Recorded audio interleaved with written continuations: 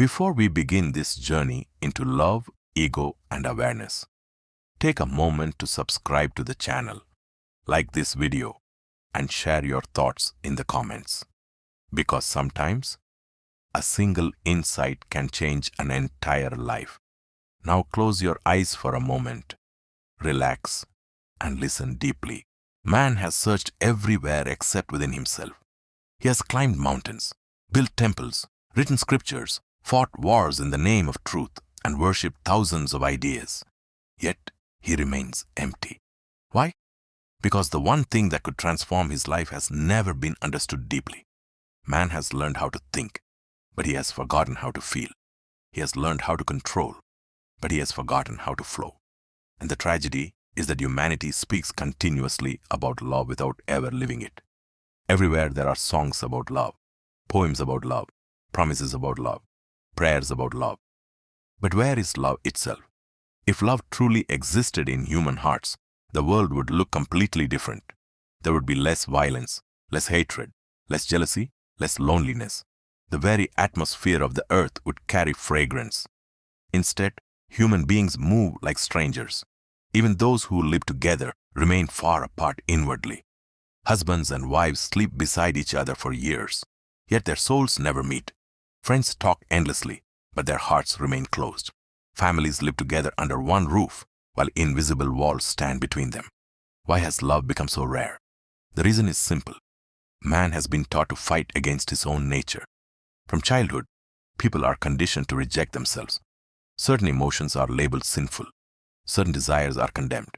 Certain instincts are called dangerous. Slowly, a division is created within the mind. One part of man becomes the judge, and another part becomes the accused. The moment this division begins, peace disappears. A person who fights himself can never be at ease. He may smile outwardly, but inwardly a war continues day and night. And the strange thing is that whatever man suppresses gains power over him.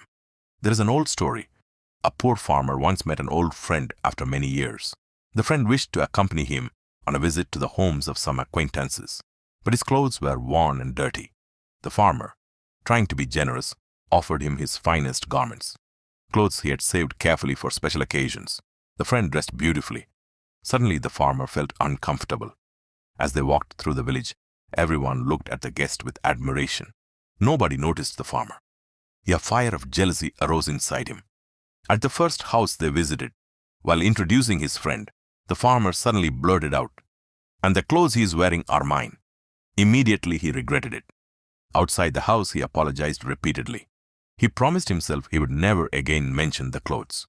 But suppression has its own laws. At the second house, struggling desperately to remain silent, he introduced the friend and nervously added, "The clothes are his, not mine." Again people stared in confusion. Now the farmer became frightened of his own mind. He took a firm vow not to mention the clothes anymore.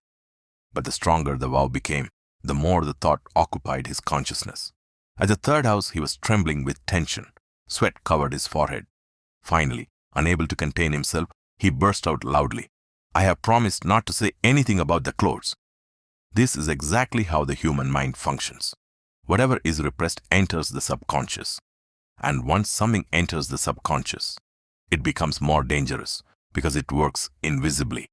The more man condemns something natural within himself, the more obsessed he becomes with it. Suppression never destroys desire. It only poisons it.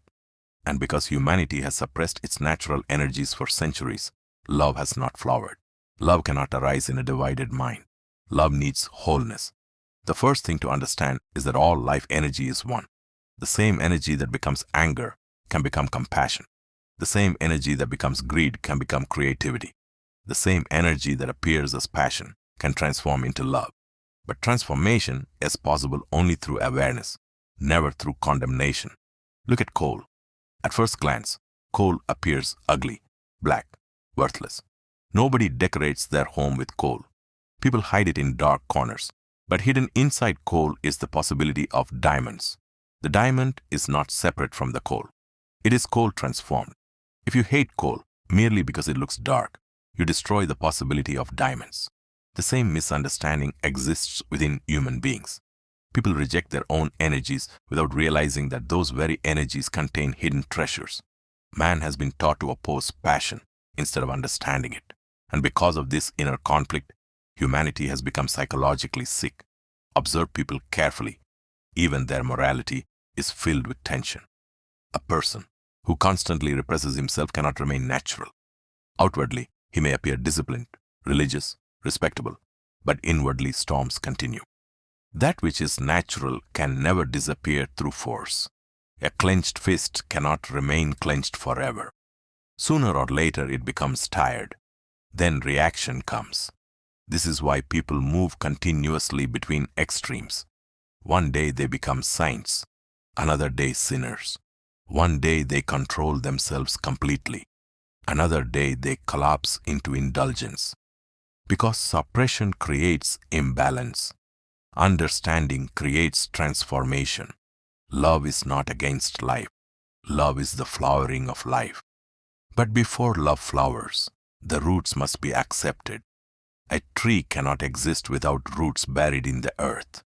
If someone says, "I love flowers but I hate roots," he is foolish. Without roots, there can be no flowers. In the same way, higher consciousness cannot exist without accepting the foundations of human life. People wish to reach the sky while rejecting the earth. That is impossible. The river reaches the ocean only because it accepts its source, and every river begins from a small hidden spring. Love also has its source. When energy is accepted with awareness, it rises naturally toward deeper experiences. Then intimacy becomes tenderness. Tenderness becomes compassion. Compassion becomes prayer, and prayer becomes silence. But humanity has remained trapped near the source because fear has blocked the flow. Another barrier exists even deeper than repression. That barrier is the ego, the feeling of I. As long as the ego remains strong, love cannot fully enter your life. Ego separates, love unites. Ego says, "I am separate from existence." Love says, "I belong to the whole." Have you ever watched lovers in a moment of deep intimacy? For a few seconds they forget themselves. The boundaries soften. The mind becomes silent. Time disappears. That small glimpse of egolessness creates joy. People think the joy comes from the other person. It does not. The joy comes because for a brief moment, the burden of the ego disappears. The same thing happens in meditation. When thoughts stop, when the constant noise of the mind becomes silent, a tremendous peace arises. Why?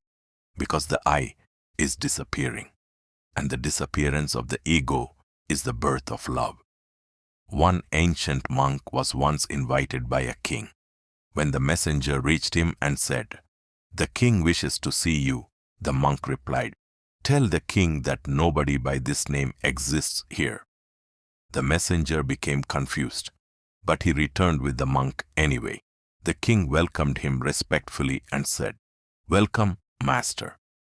Again the monk laughed and said, "You are welcoming a name. No person exists behind it." The king could not understand.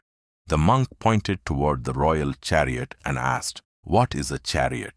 The king replied, "This vehicle." The monk ordered the horses removed. "Are these horses the chariot?" "No." Then the wheels were removed. "Are the wheels the chariot?" "No." One by one, every part was separated until nothing remained. The monk asked, "Now where is the chariot?" The king became silent. The monk said, "The chariot was only a combination of parts. It had no separate existence. In the same way, what you call the ego is only a collection of memories, thoughts, fears, desires, ambitions, and identifications. Search deeply inside yourself. Where is the I? You will not find it. You will find thoughts. You will find emotions. You will find sensations. But you will not find an independent ego. And the moment this illusion disappears, love begins to flow naturally. Then you no longer relate to people through fear. You no longer cling. You no longer dominate. You no longer demand. You simply share your being. Love is not a relationship. Love is a state of consciousness. A person who is loving can be alone and still remain full of love. A person who is empty within can live among thousands and still feel lonely. Loneliness is not solved by the presence of others. It disappears only when one becomes connected to oneself. And this connection happens through awareness. Awareness is the greatest alchemy. It transforms darkness into light. If anger is observed silently, it changes. If jealousy is watched carefully, it loses its poison. If desire is understood deeply, it becomes energy. And if love is nourished consciously, it becomes prayer. Humanity has tried everything except awareness. People have tried discipline. They have tried punishment. They have tried suppression. They have tried morality. But none of these things create inner transformation. They only create hypocrisy. A moral person often hides violence behind politeness. A so-called saint may hide desire beneath his robes. And the more rigid the mask becomes, the more dangerous the unconscious mind becomes. That is why the world is full of conflict. People pretend to be what they are not. Truth disappears. Authenticity disappears. And wherever truth disappears, love also disappears. To love, one must first become real. Do not try to become perfect. Perfection is another ego trip. Just become aware. Awareness slowly purifies everything naturally. A flower does not struggle to bloom. It simply receives sunlight, water, and space. Then blooming happens on its own. The same is true for human consciousness. Meditation is not repression. Meditation is relaxed awareness. Meditation means watching the mind without judgment. And when judgment disappears, inner conflict disappears. Then energy that was trapped in struggle becomes available for transformation.